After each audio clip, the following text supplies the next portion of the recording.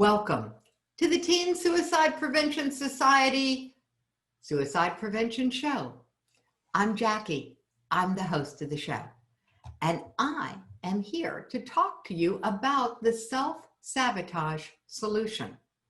We're going on a journey of 6 steps that will take you from self-sabotage to self-empowerment. This is my journey, and I'm inviting you to go with me. So, there we go. It helps if I turn my camera on. All right. What is self-sabotage? Self-sabotage is when you get this feeling that, if I do that, it's got not good written all over it. And then you do it anyway. That's one form of self-sabotage. But there's another form of self-sabotage. It is those little teeny tiny changes in behavior. And it's usually actually there to serve you. And for anybody who doesn't believe me, just wait. The ride gets more interesting from here. Here's what self-sabotage can look like. It can look like my friend Jennifer.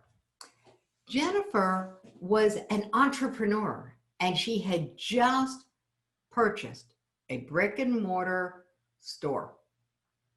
Oh my goodness, she was excited. This was a business she had been in before, and she loved it.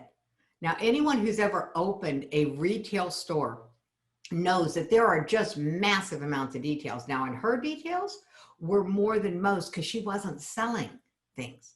She was renting. And she wasn't just renting anything. Jennifer rented costumes.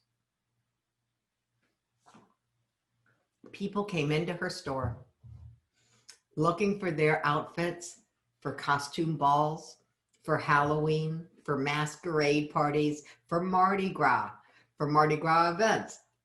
They came in looking for the parts and the pieces that would make them stand out and help them enjoy being something other than their normal persona. And she was amazing at it. She could pull together pieces. She had parts and pieces. I mean, you just walked in and it was almost an assault on the senses for all of the colors and the different sparkles and the hats. She had it all. And right after she opened the store, her dad got sick. He got hospitalized. He got hospitalized, and they were saying that other H word that none of us ever want to hear. Hospice. So she had a conflict. And here's what it looked like. She worked like a frenzied fiend so that she could spend every possible second at her dad's side. And then things started falling through the cracks. On this particular day, she was like 20 minutes late for our appointment, and it was by phone. And she was like all apologetic, and it did this and that, and then she started just spewing. She had written a check for a bill from the wrong checkbook, and the check had bounced. And then she was on the phone with the bank, and then she was late for her appointment with the doctor for her dad. And what had been happening was that when she was with her dad, she was thinking about her business. And when she was with her business, she was thinking that she should have been with her dad. And so every moment with her dad was full of shame and should about her business. And the time that she was working on her business was full of shame and should about her dad. And let me tell you, as bad as Shouldville is, Shametown is that little on the other side of the tracks, burg of Shouldville. And Shouldville itself is a dark, dank place where angels fear to tread. It's a place where your lives get lived and dreams go to die. And Shametown is where you move to when your dreams are dead. And she was near about there. She was near about there, that her dream of being a good daughter, her dream of being a successful business owner, both of those dreams were in danger, that she was totally imploding. And I was so grateful because the pressure had been building. But I didn't know all of the details because she hadn't wanted to talk about it. So that day, when the pressure finally was more than she could handle and she just let it flow, at that point,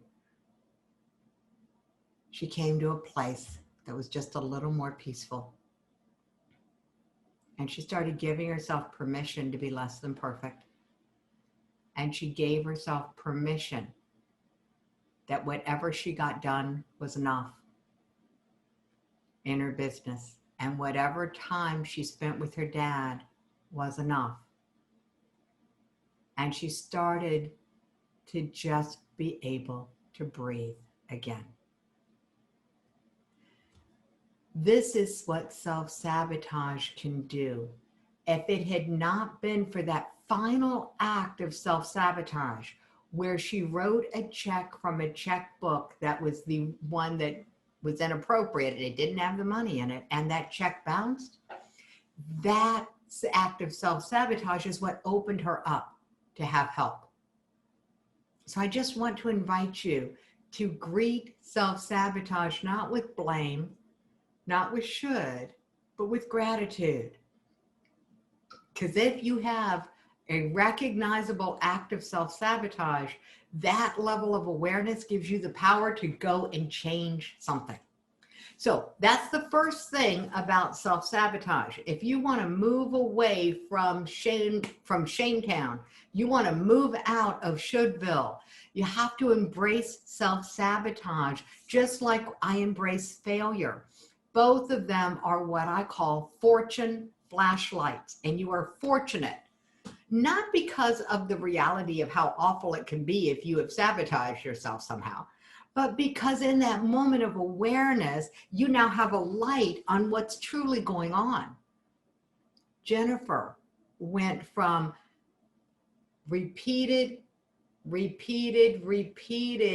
evidence that she was stacking, that she was not good enough. She was not a good enough daughter. She was not a good enough business owner. And every time that she did the should and blame game and shame game, that she should have been doing something other than what she was doing in the moment, she was just reinforcing that nastiness. And I do call it nasty. It's a limiting belief. It's BS. It stinks. It's a belief system. And so reinforcing. The moment that she imploded and actually spilled the beans on what had been true for her, which is that she had been on that spiral of reinforcing a message that didn't serve her, then she could accept help. So self-sabotage is there to break you open. That's what it's for. It breaks open what I call the negative echo chamber of your mind and allows for someone else to come in and help you with a new perspective. Jennifer was very brave, and she got willing to look at this in a new way. And now the bounce check story is where she realized that she actually gave herself a break. She gave herself permission to bounce and to think about things in a new way. So that's the first step out of self-sabotage. And it's the first step in every course that I create, in every book that I write. Step one, relax. You can't do it wrong. I believe you can't do life wrong. This is just the world according to Jackie. But that's what you signed up for this segment. So in the world according to Jackie, self-sabotage has a purpose in your life. And to move from self-sabotage into self-empowerment, we are going to go on a walk. And the next step on the walk is to listen. You're going to listen to yourself. Listen to yourself. Give yourself a chance to just write down everything that's on your mind without any judgment. Non-judgmental listening is a skill set. It's a very vital skill set. Why? Because it brings you back into getting to know yourself. We don't always listen to the little voices in our heads, the voices on our shoulders. We are distracted. We're busy. The real reason that the first lesson is relaxed, by the way, is so that you stop being busy. So I'm not going to go into a bunch of relaxation techniques in this moment, but get yourself some. The first one is for the mind, which is the one I gave you, which is decide that you can't do it wrong. The second one might be to take on a breathing practice, a meditation practice, a yoga practice. Any of those will work. And while you are doing your relaxation techniques, even if it is simply going for a walk, and by the way, all of these are things that are other episodes of this show you can find more details on with the different doctors that we have interviewed over the time, different experts, different people willing to share their stories and their expertise. So it's all here for you. But back to the 6 steps. Relax. You can't do it wrong. And while you're using a relaxation practice, listen without judgment to the voices in your head. Listen to what you're talking about in your mind.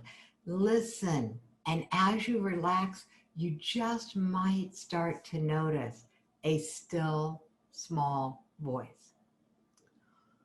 That's one of the many common manifestations of your internal guidance system. Your wise, intuitive higher self, your spiritual connection to something larger than you, your intuition, divine consciousness, universal presence, cosmic collective consciousness, God. Whatever the label is, one of the common manifestations of it when you're willing to listen without judgment is a very small voice. Now, the first time I heard God, a still small voice is not what I would use to describe. The first time that I heard the voice of God, I was driving around Maryland. It was 2007. It was a very interesting year. I had been introduced to a lot of travel. I was working with some bigger businesses. I was doing some business advising, and I was bouncing geographically between Maryland and Florida. Now, people say, yeah, how'd you get to Florida? I followed a man, but things were not going well. So I was driving around Maryland, getting ready for my next trip to Florida. I had been bouncing now for 2 years, and I was done. And that's what this trip was about. I was done. I was actually driving around rehearsing what I was going to say.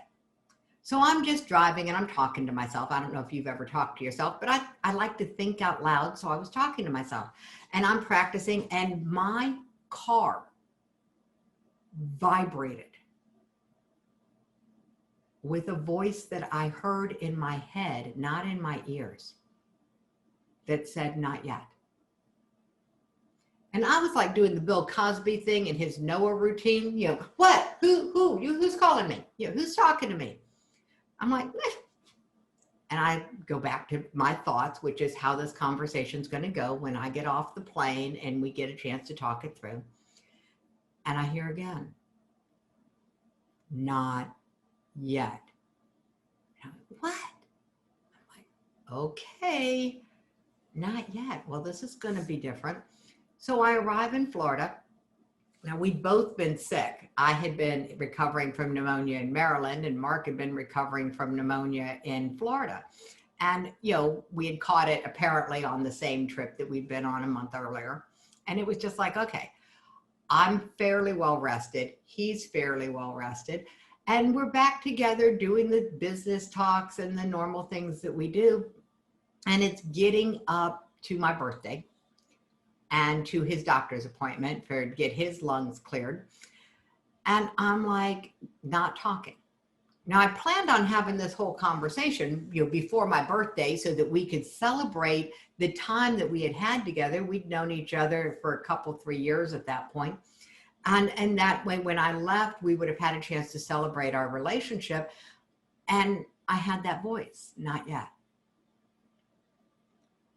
So we were going to go out to dinner for my birthday. But before that, we were going to his doctor's office. And we're sitting in the doctor's office, and the doctor doesn't look very happy. Mark's really calm. And I'm like going, what's up? But really, I wasn't paying that much attention because I was still thinking about the conversation that I planned on having. And now maybe I was going to have to go through my birthday dinner and have it there. And I was like, this is what was on my mind. And then the doctor said, well, I was right. There was something in your lungs that's not pneumonia.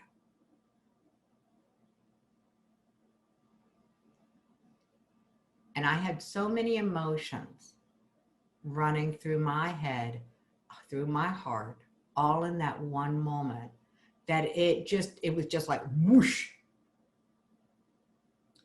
And for anyone who's ever been in a relationship where you found out someone had a secret, you can only imagine the mix. My first thought was, thank you, God. I didn't know what was coming next. We call it the medical mess. But at the time, I had no clue what was coming next. I was just like, okay, thank you. The fact that I had listened to that voice. Now, the other thoughts that came into my head, one was I was absolutely furious at him for not having given me a preamble, not having told me in advance of this, that in advance of this meeting with the doctor, that there might be something. Later, needless to say, we did not go out to celebrate because the doctor is giving him like an 80% shot that this is lung cancer. Now, I'll give you the end of that story. It wasn't. It was a fungus, but it was a medical mess. And there were complications. His mom had gone into hospice. It was a mess of a year. But I was there to support him through the medical mess because I had listened to that voice. But first I had to deal with some anger because we got home. He's all right. He's taking a nap. We got the next doctor's visit set up where we could start to figure out what this is. And I go for a walk and I am, not only did I not get to have the conversation that I thought it was time to have, but he upstaged me on my birthday. I was not in a very kind, gracious place in that moment. So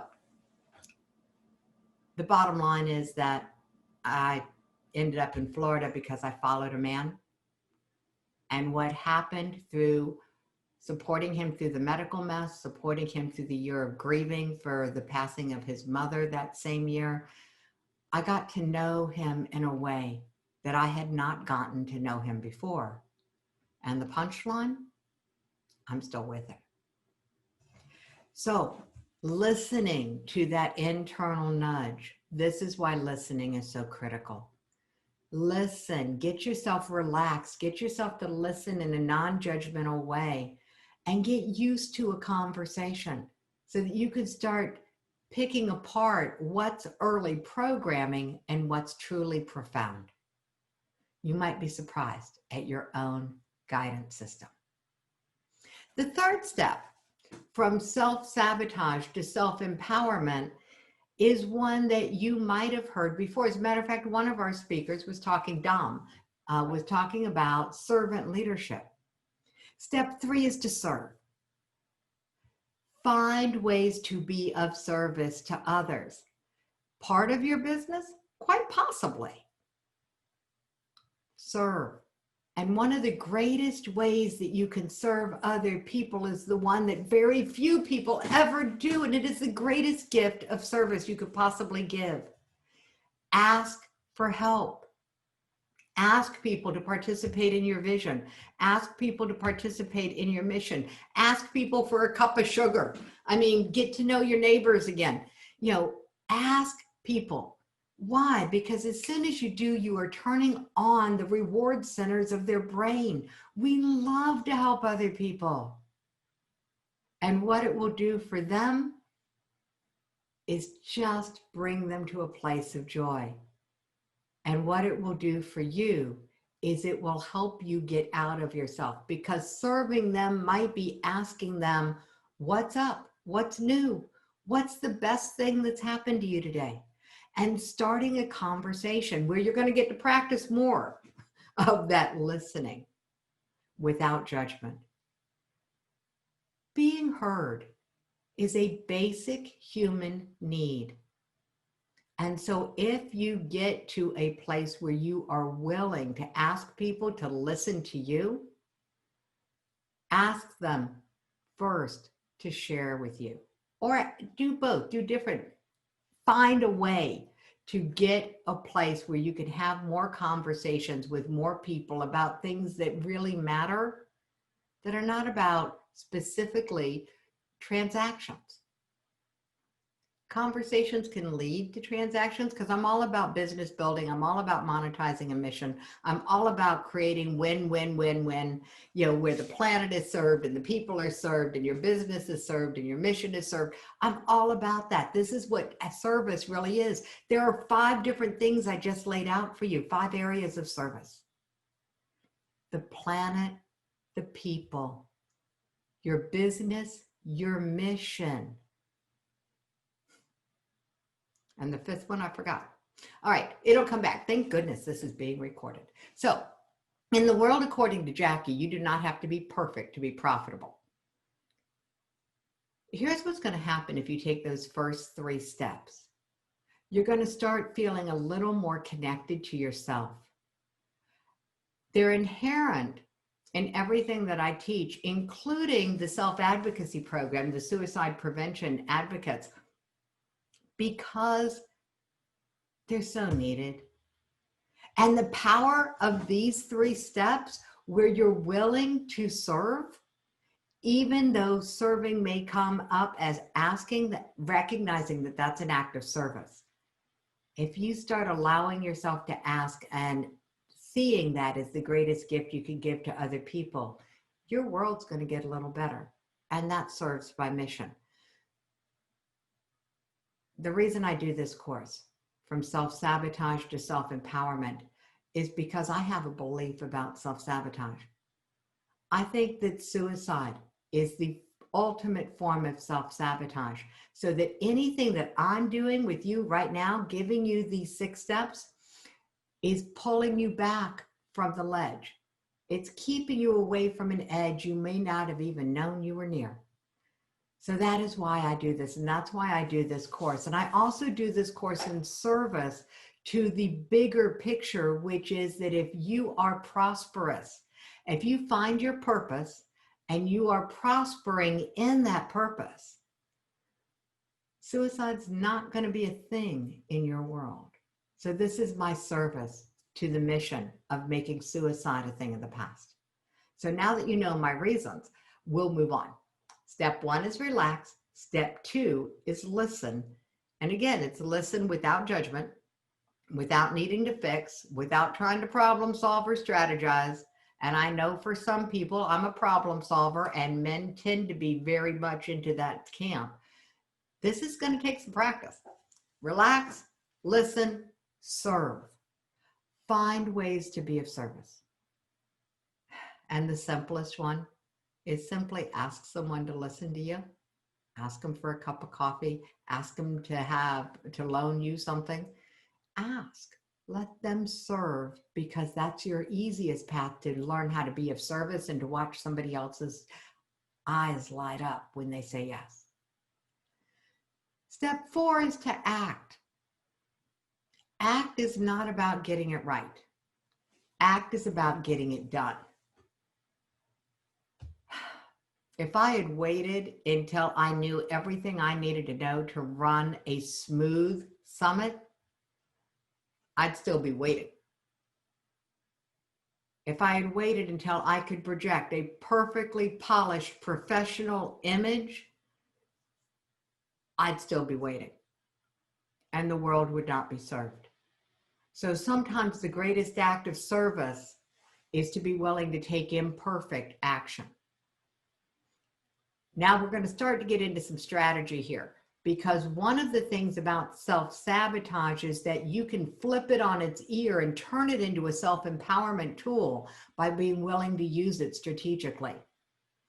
So here's the disempowering self-sabotage. Now, again, I'm talking, the story I told you about Jennifer was that her self-sabotage broke her open so that she was able to receive.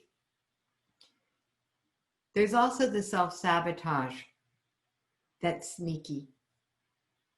And before I could take action on making a change in my life, I sabotaged my business. I was a family daycare provider. I'd been in business for many years. I was also at a point in my personal development where if I didn't find a way to get out of this business, I was probably going to self-destruct. I was in probably my first truly profound bout of depression, and things were not going well. And self-sabotage showed up, looking back at it now, as oversleeping and underdressing. These little shifts that said I had disengaged from that business. Little things, showing up late, leaving early from a job. These are indicators of self-sabotage because eventually it gets noticed. My clients started to notice. My attitude had started to change. I had a little less energy. Now, part of that was the depression, but part of that was also the fact that I had outgrown the business. To quote the conversation that we had with Debbie Anderson earlier, I had hit my expiration date on it. What I didn't realize at the time was I had also hit the expiration date on my relationship, on my second marriage. I didn't know it then, but the sabotage was showing up there as well. Self-sabotage can be an indication that a relationship has hit its expiration date, whether it's a relationship with a person or a relationship with a business. Both of those crashed and burned, not at the same time, but over time. You know, it doesn't have to go up in flames to realize that I was self-destructing. And I got lucky, I got help. So the actions I was taking looked like self-sabotage. You know, oversleeping and underdressing. You know, being less than engaged. Looking for whatever I could do that would get me out of the house. Disconnecting. These kinds of indicators, these are actions. And they look like self-sabotage. And yes, they are from that perspective, but they were also progress towards getting out from under a business that no longer served me, getting through the exit strategy of a relationship that just no longer served either one of us. So sometimes self-sabotage is actually progress in a direction you just hadn't quite given yourself permission to move towards. So that's one place where this self-sabotage is actually progress. But here's what happens when you start using self-sabotage strategically. You make progress faster.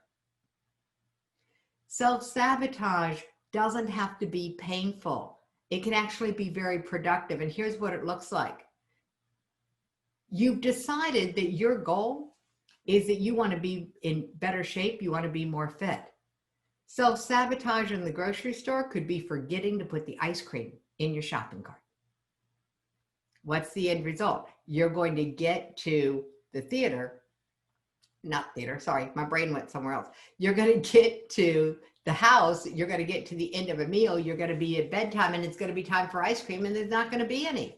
What's going to happen? Your calorie count goes down, start to lose weight. So that's strategic self-sabotage. So that was an inaction. Other positive actions on that one are, of course, get up and walk, as Dr. Annika was sharing with us. So Step 4 is act. And I'm talking about strategic action in the direction of your dreams before you think you're ready. Because not taking action is self-sabotage. I'm just going to put it out there. Not taking action in the direction of your dreams is self-sabotage. So let's go to self-empowerment. Empower yourself to take an action. Now I'm going to give you an attitude adjustment right here, if you're willing to accept it. Here's a question. You get to write down all the answers to it. What attitude would I have? And you can pop these into the chat.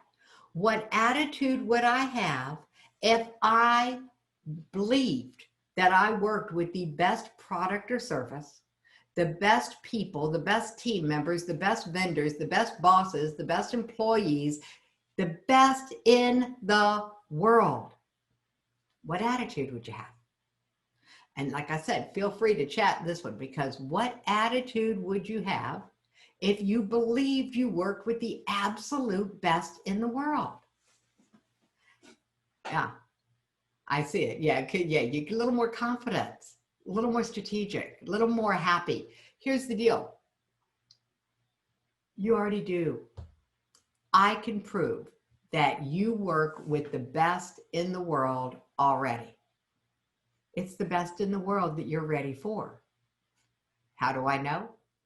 It's what you've got. And here's the trick. As soon as you decide to believe that you work with the best in the world, the best product or service, the best people, the best vendors, best clients, best customers, best bosses, best employees in the world, as soon as you embrace that, they start upping their attitude too. They start behaving better. They start engaging more. It really is amazing that we absolutely see what we believe is there. And as soon as you start treating the people in your world, especially, as the best in the world, that energy will resonate with them and they will start to respond to you from that energy. And you know what else will happen? Not only will they get better, but something else better will come along because you'll be ready for it. This is how you get ready for prosperity. You start with taking a look at what you've already got and judging it. This is strategic judgment. You judge it as good. This is biblically based. We're not talking about stupendous. God did not go, oh, I made a tree. That's stupendous. He's judged it as good. So I'm inviting you to judge everything in your life right now as good enough. Not only good enough, but as the best in the world that you're ready for. Guess what your job is next? Get ready for better. Yeah, there you go, Rosa. You would be jumping out of bed to get up and serve others and take action. That's exactly what happens when you decide to take control of the one thing that actually runs your life, which is your belief system. Now, here's the deal. The whole course is 6 weeks long, so I'm not going to deep dive into how you change a belief system right here, but realize that that's critical for the next piece. If I believe I'm working with the best in the world and I've got the energy and the attitude of confidence, then I ask the second question. Okay, you deal with the energy first because you got to have energy to take action. Now let's go to the strategy. Here's the strategy. Answer this question. What action would I take if I knew I was the right person for the job? Oh. See, that's a belief system that many people have. They don't think they're ready. They don't think they're right. And so they struggle to take action. Because when you're thinking that you're not ready, that you're not right, it's very hard to get to the point of what's the next right action to take. And so for me, this showed up as going on what one of my mentors calls the Entrepreneurial Carousel, where I worked with a coach, worked with a coach, worked with a coach, worked with this coach, worked with this coach. you worked with this program, got this strategy, got this tool, got this technique, got this plan, got this. What I didn't got was money in my bank account. What I did got was a really large investment that I had made in my business. So here's the deal.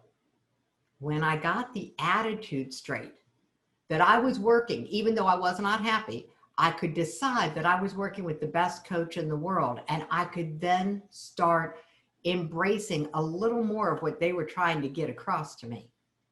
But the telling piece was when I asked the question, what actions would I take if I believed I was the right person for the job, if I knew I was the right person? In that moment, I could take only what served me of what my coaches and trainers and techniques and tools.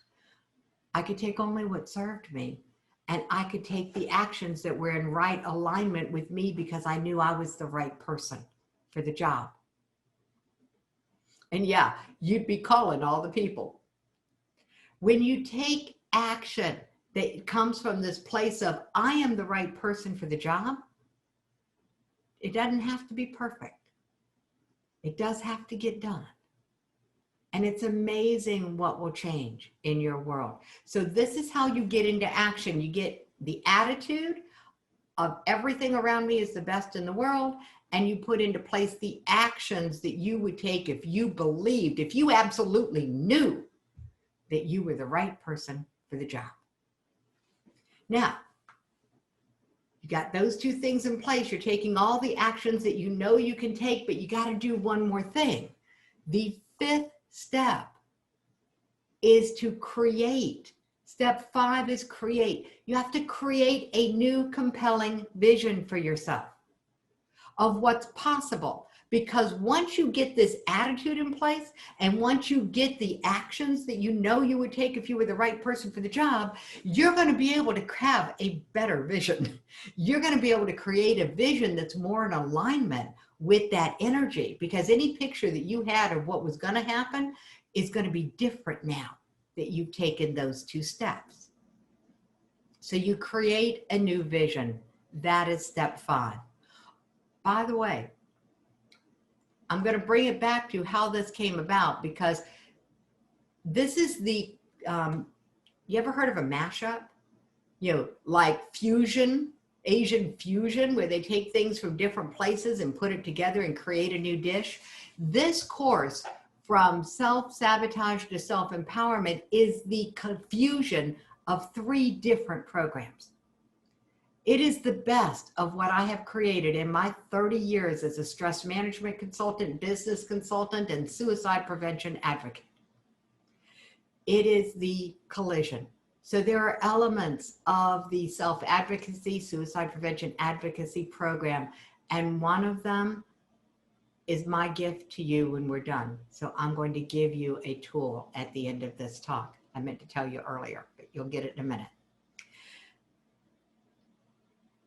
The 7 weeks, the book I wrote, Your Path from Secret to Success, these steps that I put together for how to create a successful business are part of this program. As a matter of fact, they are the basic framework of everything that I do, including the book that's coming out, which is Your Path from Beating Yourself Up to Beating Your Own Drum.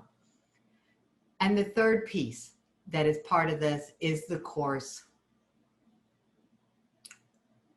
How to Succeed in the Midst of Self-Sabotage. See, the real truth is I am an expert in self-sabotage. So taking all of that, that's where these steps come from. And that's what I've put together for you in the From Self-Sabotage to Self-Empowerment. And by the way, you cannot buy it tonight. So relax. All you can do tonight is get the free gift from me. So here we go. Relax, listen, serve, action.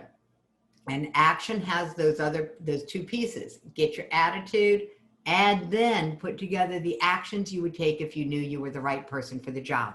And then step 5, Create a compelling vision for yourself.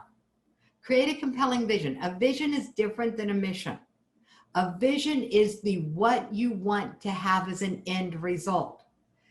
If you are a coach, this will be the most challenging exercise you have ever gone on, because it's not part of the training usually to talk in terms of an actual result, something that you can see, something that's what I call cuppable, C-U-P. It stands for concrete. There's some tangibleness to it. It's concrete. It's universal. It's something that everybody can understand what you're talking about when you say, this is my vision. And it's picturable. That's the P in the word cup. It's picturable. An image will come to people's minds. So you're going to create a vision. It's going to be a few other things. It's going to be clear, concise, compelling, and connected to actually what service or product you have. But that's the other piece of the pie. So you're going to create a vision that's cupped. It's concrete, universal, and picturable. And it's also clear, concise, compelling, and connected to how you will do all of these things, to those actions that you're going to take. And then the sixth step. And this is the one that was the launch of the Messenger community, which is my ongoing program. This launched a whole community because the step is so daunting for so many people. And that's share. Sharing your vision in a way that is compelling. That's the sixth step. Learning how to share, how to give a talk, how to structure a talk. And that's something that I am probably the proudest of, is that we have a 3-day event that I host 3 times a year. And it is completely focused on pulling together your core 4 stories, crafting a 7-minute mission launching main message, and then getting your 1 minute, getting your vision statement so solid you can stand on it. And the reason I'm so proud of this event, the reason it touches my heart so much, is because it was at the event where I was teaching how to share your vision with the world that my daughter, Stephanie, gave her 7-minute talk that launched the Teen Suicide Prevention Society. I will continue to do what I do for as long as God gives me wind in my pipes, because I think the world needs what you have to offer, and I just want to support you. So to take you from self-sabotage to self-empowerment, 6 simple steps. Relax, listen, serve, act, create, and share. And my gift to you is the know, like, and trust factor assessment.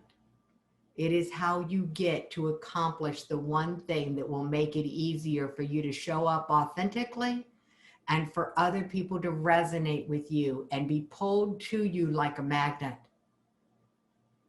If you get to know, like, and trust yourself.